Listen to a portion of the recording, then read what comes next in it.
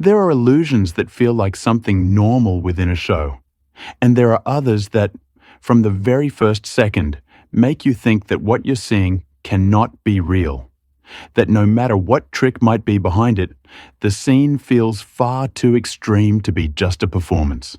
This is exactly what happens with David Copperfield's famous death saw. In this video, you're going to see how everything comes together.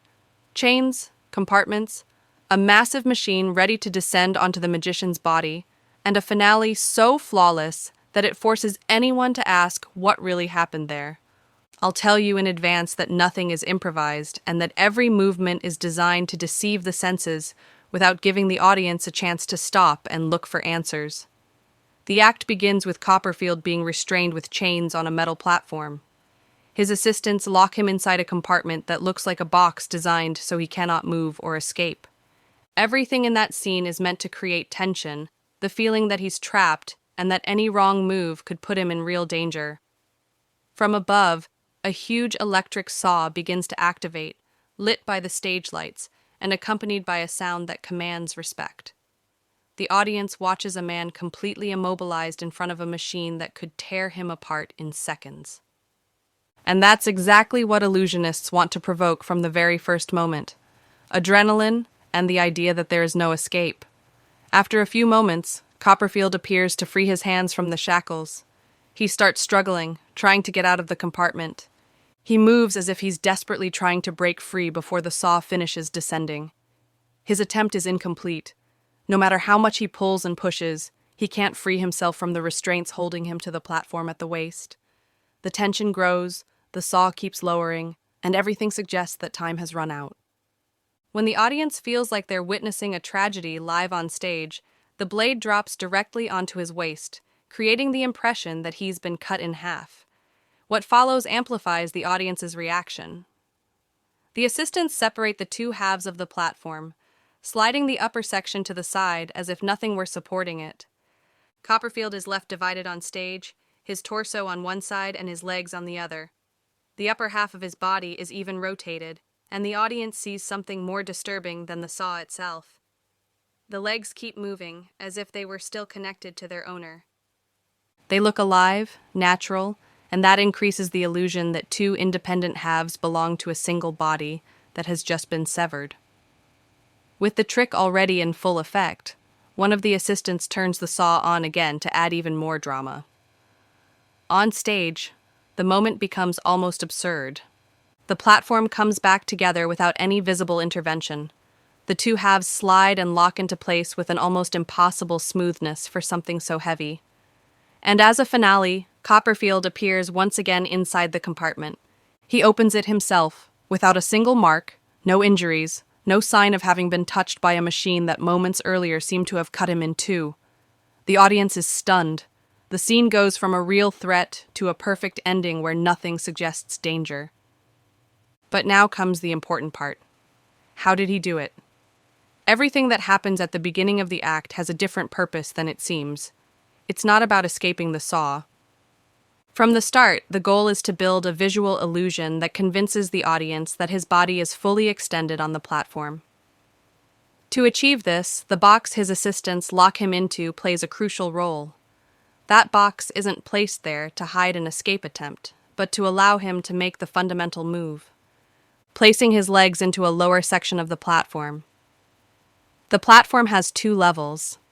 The upper level is what the audience sees, where Copperfield appears to be lying flat with his body fully extended.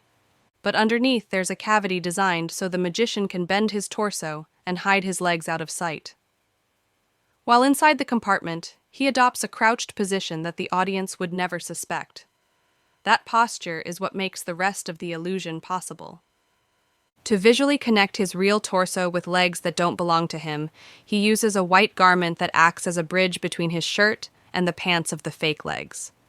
This piece is designed to look like part of his costume, but in reality, it's the connection that hides the junction between the real body and the fake one.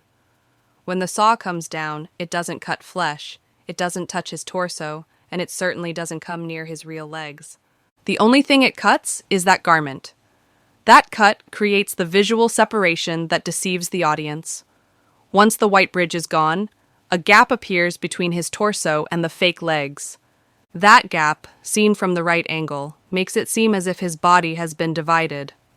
The truly surprising part is that the legs are not mannequins or mechanical props. They belong to an acrobat hidden in the lower section of the other half of the platform.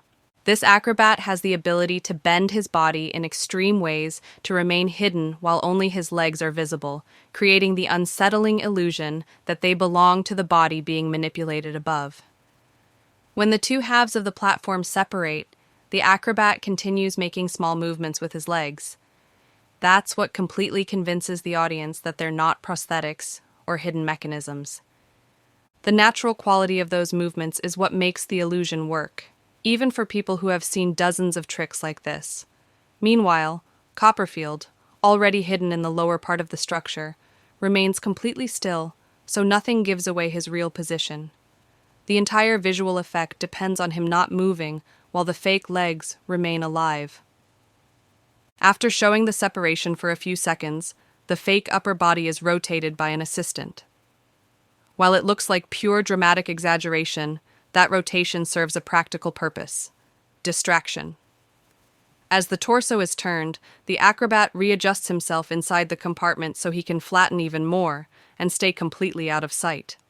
This coordination has to be precise, because if even a single part of the acrobat's body became visible, the illusion would collapse instantly. The platform is designed to hide him, but he still needs to adopt an almost impossible posture during this phase. When the assistant turns the saw back on, the noise pulls the audience's attention toward the sound in the machine, not the edges of the platform, where something could be revealed if someone looked too closely. The trick takes advantage of all these elements: lights, shadows, noise, and coordinated movement. Nothing is left to chance.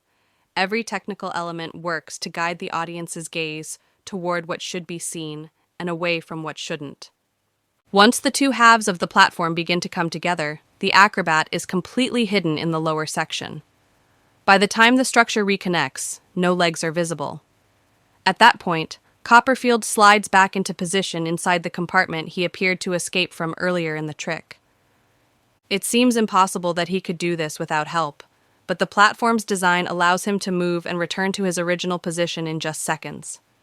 When the compartment is closed from the outside, the audience believes everything happened magically. When he opens it from the inside, all they see is the magician, whole and unharmed, as if he had never been in danger. The trick works because it combines several effects at the same time. First, the audience's emotional distraction, the urgency of an impossible escape. Then, visual manipulation, where the white garment connects a real torso with legs that don't belong to it. Next comes the coordination between Copperfield and the acrobat, who move in perfect sync without ever seeing each other. Finally, there's total control of the stage, using lights, angles, sound, and performance to direct attention. When all these factors work together, the result is an illusion that feels unreal even when you know how it's done. The reason this illusion is still talked about decades later is that it taps into a powerful psychological element: the fear of witnessing a real accident. For a moment, spectators feel like what they're seeing could be a disaster rather than a performance. That mix of danger, surprise, and a clean ending is what gives it lasting impact. Unlike other tricks where the audience suspects a simple gimmick, this scene unfolds with such precise coordination that it's hard to imagine two people occupying the same space so perfectly without being seen. Another key factor is that the platform is built to exact measurements, allowing everything to work without real risk to either performer. It contains hidden compartments, sliding panels, and spaces designed to fit human bodies without revealing anything from the outside. It's engineering applied to illusionism. Nothing is left to improvisation. The way the box is placed, the angle at which the saw descends, and the points where the platform is supported are all designed to make everything look dangerous while remaining completely controlled. Even the costume choices serve a purpose.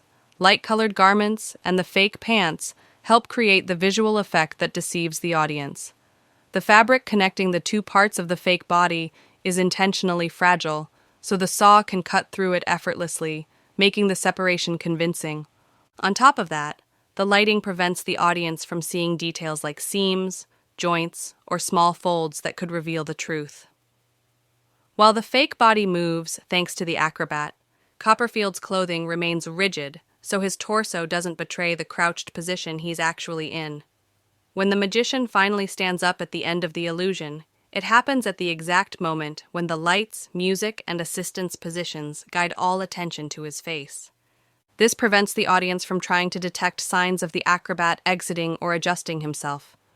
By then, he's completely out of sight, hidden beneath the platform and waiting for the set to be lowered.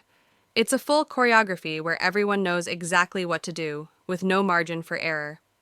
What becomes clear is that behind this illusion, there is no literal magic, but a carefully engineered spectacle that combines acting, physical skill, stage engineering, and absolute control of timing. Copperfield is never in danger. The acrobat is trained to work in confined spaces, and the platform is built so nothing can go wrong. What the audience sees is only the surface. Beneath it lies a perfect mechanism that makes the impossible possible,